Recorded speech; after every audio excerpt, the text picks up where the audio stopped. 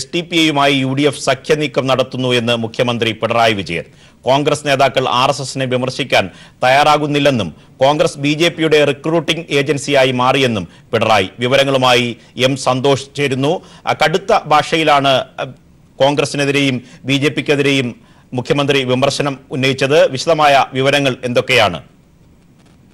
നിർഭൻ കണ്ണൂർ ജില്ലയിലെ LDF-ന്റെ കുടുംബ സംഗമത്തിൽ സംസാരിക്കുകയായിരുന്നു മുഖ്യമന്ത്രി പിണറായി വിജയൻ.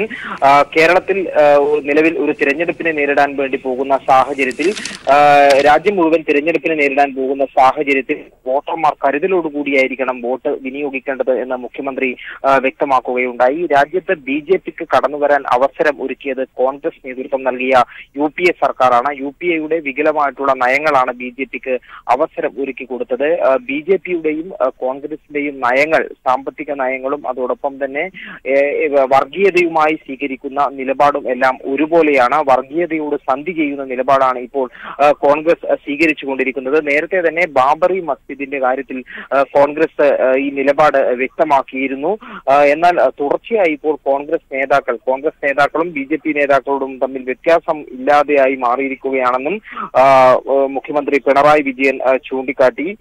മതനിരപേക്ഷത സംരക്ഷിക്കാൻ, രാജ്യത്തിന്റെ മതനിരപേക്ഷത ഉറപ്പുവരുത്താൻ കോൺഗ്രസ് ഒന്നും ചെയ്തില്ല. ബാബറി മസ്ജിദ് തകർക്കാൻ കോൺഗ്രസ് കൂട്ടുനിൽക്കുകയാണ് ചെയ്തത്. കോൺഗ്രസ് സ്വീകരിക്കുന്നത് വർഗീയതയെ പ്രോത്സാഹിപ്പിക്കുന്ന നിലപാടാണ്. നിലവിലെ സാഹചര്യത്തിൽ കോൺഗ്രസ് BJP-യുടെ റിക്രൂട്ടിംഗ് കേന്ദ്രമായി മാറിയെന്നും മുഖ്യമന്ത്രി പിണറായി വിജയൻ ചൂണ്ടിക്കാട്ടി. നിരവധി നേതാക്കന്മാരാണ് കോൺഗ്രസിൽ നിന്നും BJP-യിലേക്ക് മാറിക്കൊണ്ടിരിക്കുന്നത്. കേരളത്തിൽ നിന്നും വിജയിപ്പിക്കുന്ന UDF സ്ഥാനാർത്ഥികൾ UDF-ൽ തന്നെ ഉണ്ടാകുമോ എന്നുള്ള കാര്യത്തിൽ ഉറപ്പില്ല. അതുകൊണ്ട് തന്നെ അവരുടെ സ്വീകരിക്കുന്ന RSS മൃദു RSS സമീപനത്തിന് ഉദാഹരണമാണ് കോൺഗ്രസ് നേതാക്കൾ RSSനെ വിമർശിക്കാൻ തയ്യാറാകുന്നില്ല എന്നുള്ളത്. മാത്രമല്ല, തിരഞ്ഞെടുപ്പ് മുന്നിൽ കണ്ടുകൊണ്ട് വർഗീയ കക്ഷികളുമായി സന്ധി ചെയ്ത് മുന്നോട്ട് പോകാനുള്ള ശ്രമമാണ് UDF നടത്തുന്നത്.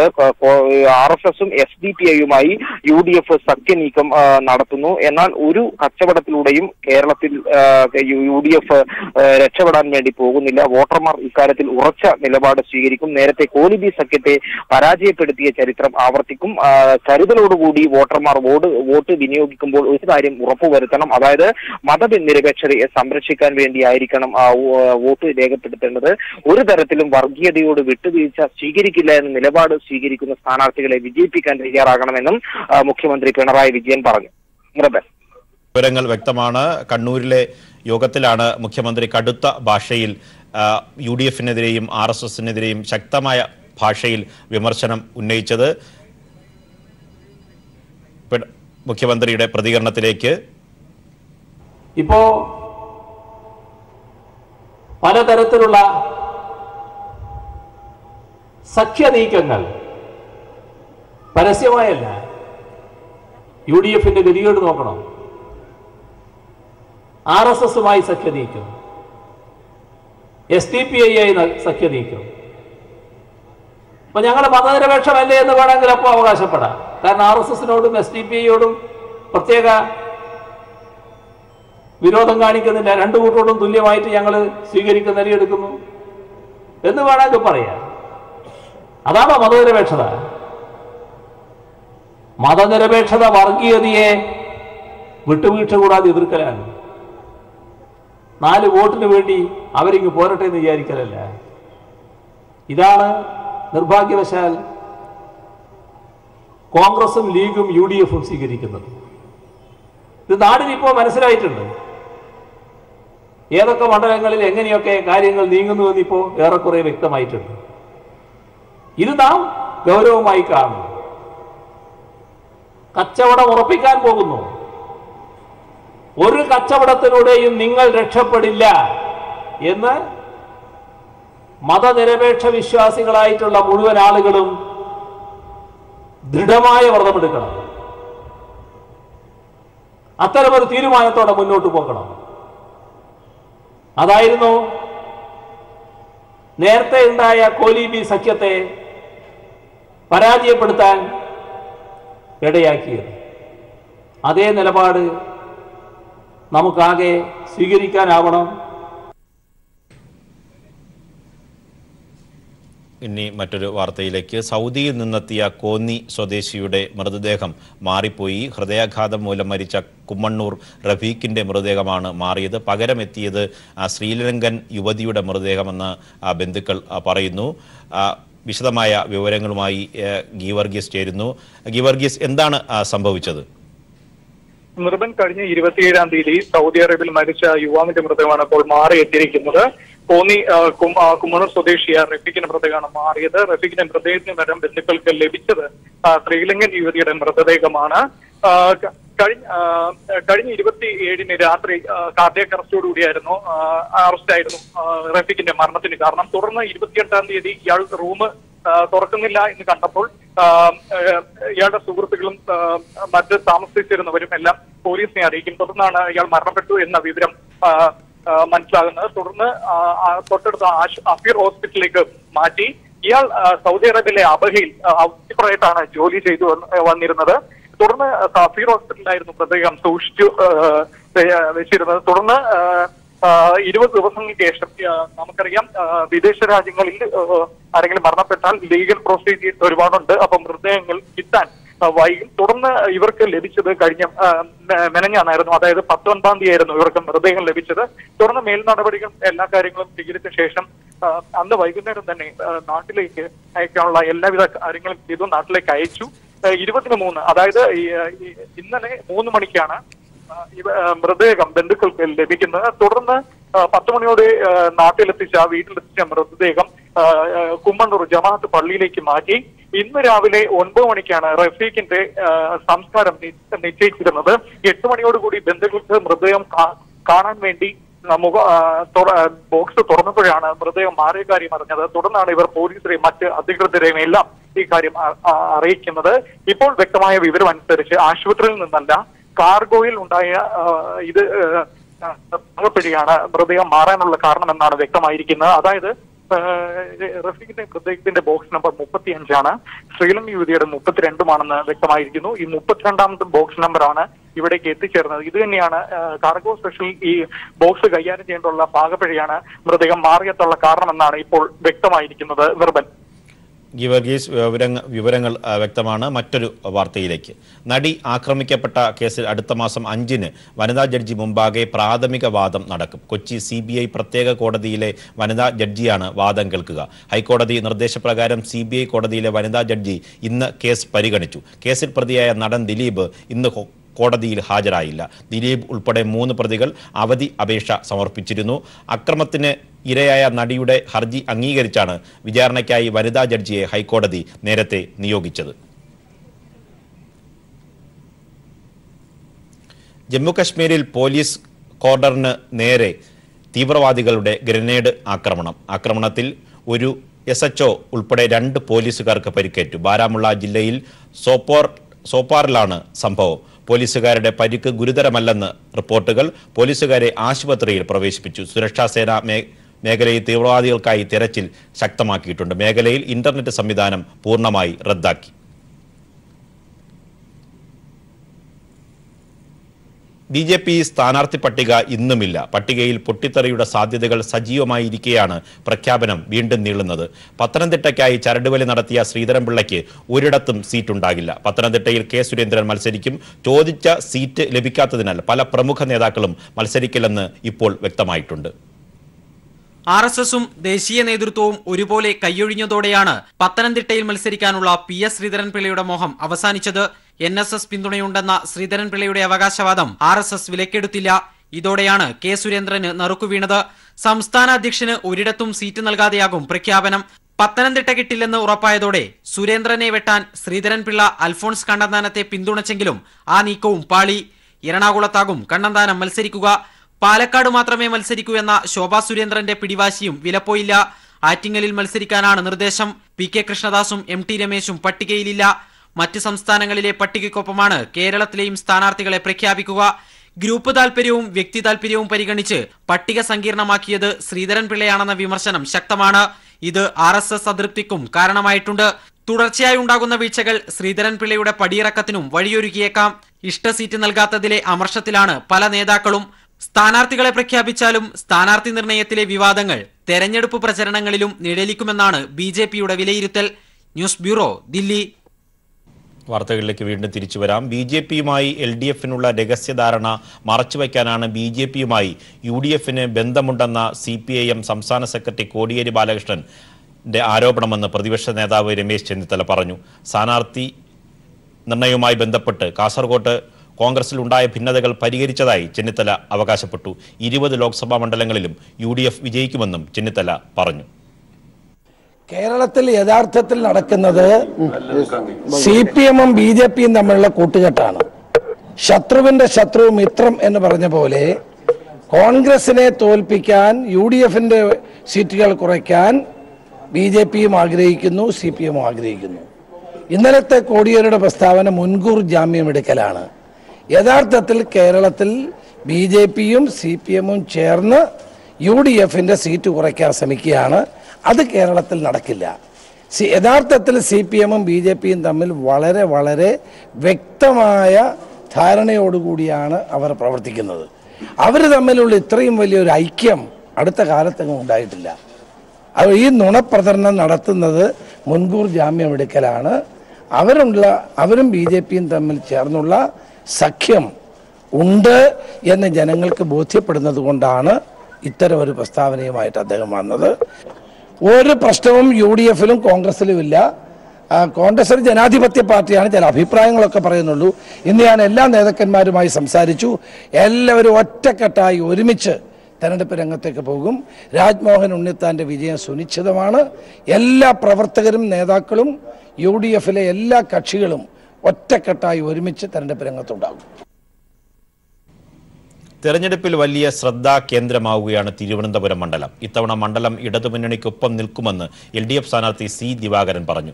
എന്നാൽ ജനങ്ങൾ തനിക്കൊപ്പം തന്നെയുണ്ടെന്ന് UDF സ്ഥാനാർത്ഥി ശശി തരൂരും വ്യക്തമാക്കി. അതേസമയം ഇതുവരെ BJP പ്രചരണ രംഗത്ത് സജീവമാകാൻ സാധിച്ചിട്ടില്ല എന്നത് തിരിച്ചടിയാവുമെന്നാണ് വിലയിരുത്തൽ.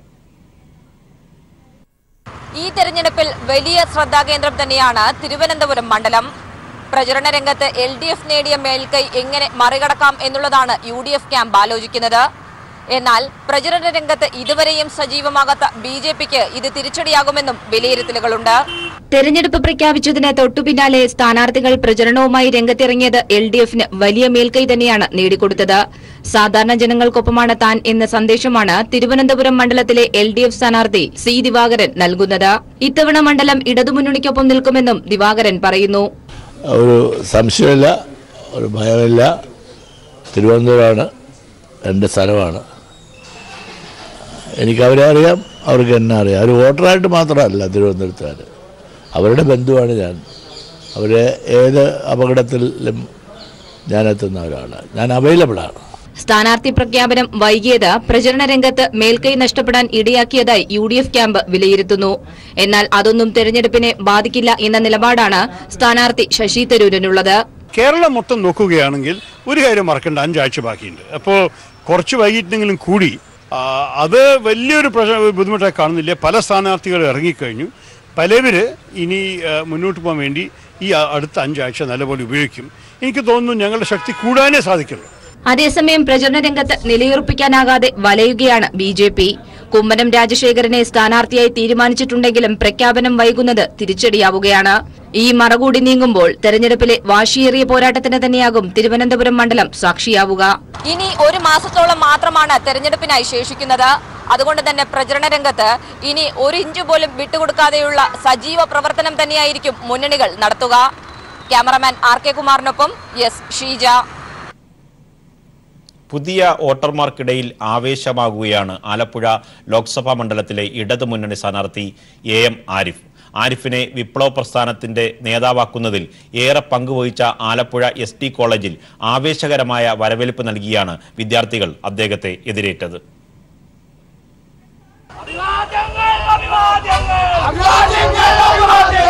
താൻ പഠിച്ച കോളേജിലെത്തിയ ആലപ്പുഴയിലെ ഇടത് സ്ഥാനാർത്ഥി AM ആരിഫിന് ആവേശകരമായ സ്വീകരണമാണ് വിദ്യാർത്ഥികൾ കോളേജിൽ നൽകിയത്. മുദ്രാവാക്യം മുഴക്കിയാണ് പുന്നപ്ര വയലാറിന്റെ പിന്മുറക്കാർ ആരിഫിനെ കോളേജിലേക്ക് ആനയിച്ചത്.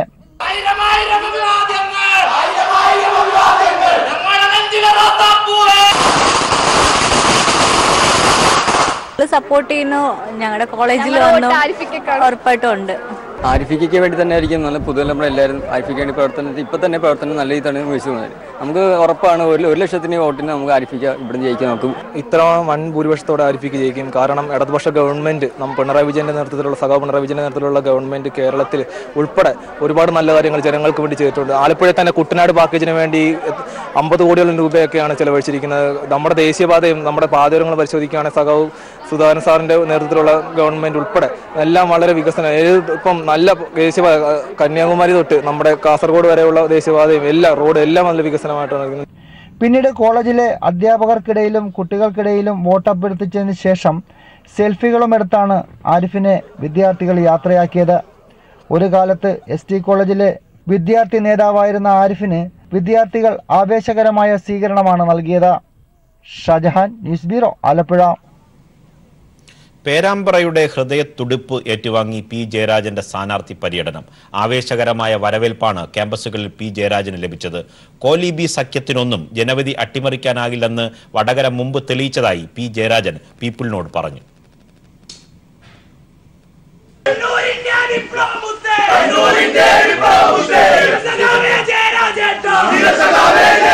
പേരാമ്പ്ര അസംബ്ലി മണ്ഡലത്തിലായിരുന്നു വടകരയിലെ LDF സ്ഥാനാർത്ഥി P. ജയരാജൻ ബുധനാഴ്ച വോട്ടർമാരെ കണ്ടത്.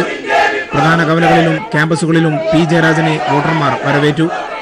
പേരാമ്പ്ര CKG ഗവൺമെന്റ് കോളേജിൽ ആവേശകരമായ സ്വീകരണമാണ് വിദ്യാർത്ഥികൾ പ്രിയ സ്ഥാനാർത്ഥിക്കായി ഒരുക്കിയത്.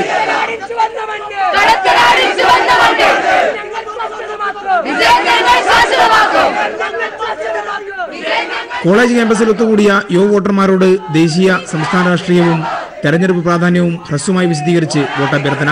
കോലീബി സഖ്യത്തിനൊന്നും ജനവിധി അട്ടിമറിക്കാനാവില്ലെന്ന് വടകര തന്നെ തെളിയിച്ചതായി P. ജയരാജൻ പറഞ്ഞു. അത് വെറും പ്രചരണമല്ല, 91 ഇവിടെ നടപ്പാക്കിയതാണ്. വടകരയിൽ 91 കോലീബി സഖ്യമുണ്ടാക്കി കോൺഗ്രസും ലീഗും BJPയും ഒത്തുചേർന്നുകൊണ്ട് ഇടതുപക്ഷത്തെ തോൽപ്പിക്കാൻ ശ്രമിച്ചു. പക്ഷേ വോട്ടിൻ്റെ കണക്ക് കൂട്ടിക്കഴിഞ്ഞാൽ ഇടതുപക്ഷം അന്ന് തോൽക്കണം. പക്ഷേ ഇടതുപക്ഷ ജനാധിപത്യ മുന്നണി വമ്പിച്ച വിജയത്തോടുകൂടി ഈ കോലീബി എന്ന അവിശുദ്ധ സഖ്യത്തെ തോൽപ്പിച്ചതാണ് ചരിത്രം. പേരാമ്പ്ര താലൂക്ക് ആശുപത്രിയും P. ജയരാജൻ സന്ദർശിച്ചു. അരിക്കുളം കാരയാട് നിന്നാരംഭിച്ച പേരാമ്പ്ര മണ്ഡല പര്യടനം രാത്രിയോടെ മേപ്പയൂരിലാണ് അവസാനിച്ചത്. കുടുംബയോഗങ്ങളിലും സ്ഥാനാർത്ഥി നേരിട്ടെത്തി വോട്ടഭ്യർത്ഥിച്ചു. വേനൽ ചൂടിനെ വെല്ലുന്ന തെരഞ്ഞെടുപ്പ് ചൂടാണ് വടകരയിൽ ഉയരുന്നത്. ക്യാമറാമാൻ ജിബേഷിനൊപ്പം വടകരയിൽ നിന്നും AK ലതീഷ്.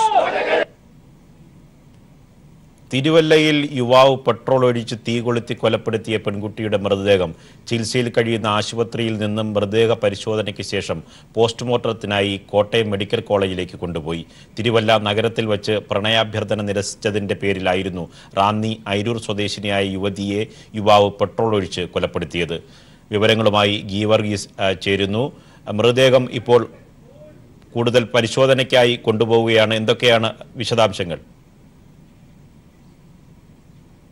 ഇൻക്വസ്റ്റ് നടപടികൾ പൂർത്തിയാക്കിയിട്ടുണ്ട്.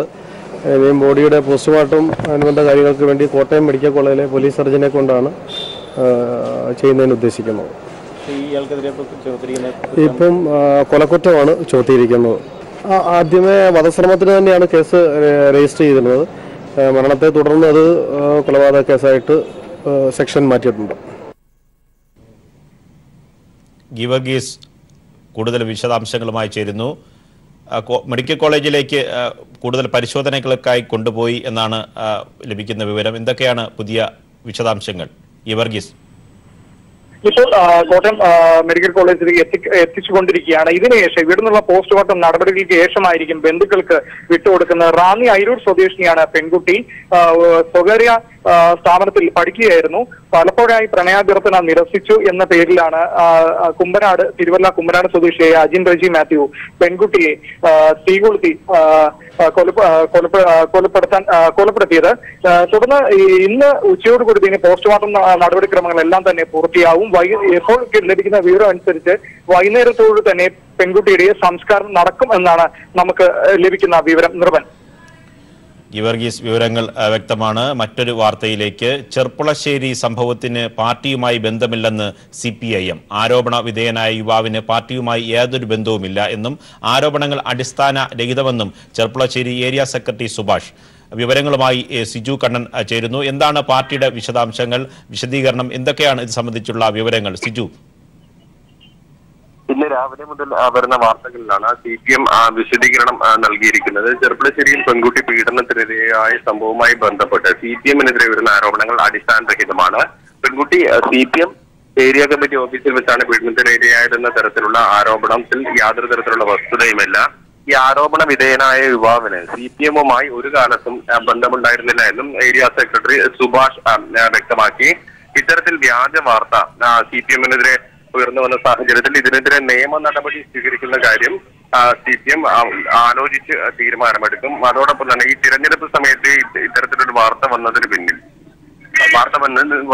ചില ഗൂഢലക്ഷ്യങ്ങളുണ്ടോ എന്ന് സംശയിക്കുന്നതായും ഏരിയ കമ്മിറ്റി അറിയിച്ചു. അതോടൊപ്പം തന്നെ DYFI നേതാവാണ് ഈ ആരോപണ വിധേയനായ ആളെന്ന തരത്തിൽ വാർത്തകൾ വന്നിരുന്നു. ഇതിനെതിരെ DYFI ജില്ലാ കമ്മിറ്റിയും രംഗത്ത് വന്നിട്ടുണ്ട്. DYFIയുടെ പ്രാഥമിക അംഗത്വം പോലും ഇല്ലാത്ത ഒരാളെ DYFI നേതാവായി ചിത്രീകരിച്ചുകൊണ്ടുള്ള വാർത്തകളാണ് വരുന്നത്. തിരഞ്ഞെടുപ്പ് സമയത്ത് DYFIയെ താറടിച്ച് കാണിക്കാനുള്ള ശ്രമമാണ് മാധ്യമങ്ങളുടെ ഭാഗത്ത് നിന്നുണ്ടാകുന്നത്. ഇത്തരത്തിൽ വ്യാജ വാർത്ത നൽകിയ മുഴുവൻ മാധ്യമങ്ങൾക്കെതിരെയും ഇന്ന് തന്നെ നിയമ നടപടി സ്വീകരിക്കാനും DYFI ജില്ലാ കമ്മിറ്റി തീരുമാനിച്ചിട്ടുണ്ട്. കഴിഞ്ഞ ദിവസമാണ് നവജാത ശിശുവിനെ ചെർപ്പളശ്ശേരിയിൽ ഉപേക്ഷിക്കപ്പെട്ട നിലയിൽ കണ്ടത്. ഇതേ തുടർന്ന് നാട്ടുകാർ കുട്ടിയെ ആശുപത്രിയിൽ എത്തിച്ചു. ഇതുമായി ബന്ധപ്പെട്ടാണ് പോലീസ് കേസെടുത്തത്. ഇതിനിടെ പെൺകുട്ടിയെ പീഡനത്തിനിരയായ വിവരം പുറത്തു വരികയായിരുന്നു. സംഭവവുമായി ബന്ധപ്പെട്ട് ഏതായാലും മങ്കര പോലീസ് കേസെടുത്ത് അന്വേഷണം ആരംഭിച്ചു. സിജു ആണ് വിവരങ്ങൾ നൽകിയത്. വ്യക്തമാണ്, ചെർപ്പളശ്ശേരി സംഭവത്തിൽ CPM-ന് ഒരു തരത്തിലുള്ള ബന്ധവുമില്ല. ഇത് ചില മാധ്യമങ്ങൾ, ഒരു കൂട്ടം മാധ്യമങ്ങൾ ബോധപൂർവം സൃഷ്ടിച്ചെടുത്ത വ്യാജ വാർത്തയാണ് എന്നതാണ് ഇപ്പോൾ CPM-ന്റെ വിശദീകരണം. അതാണ് സിജു കണ്ണൻ നൽകിയത്.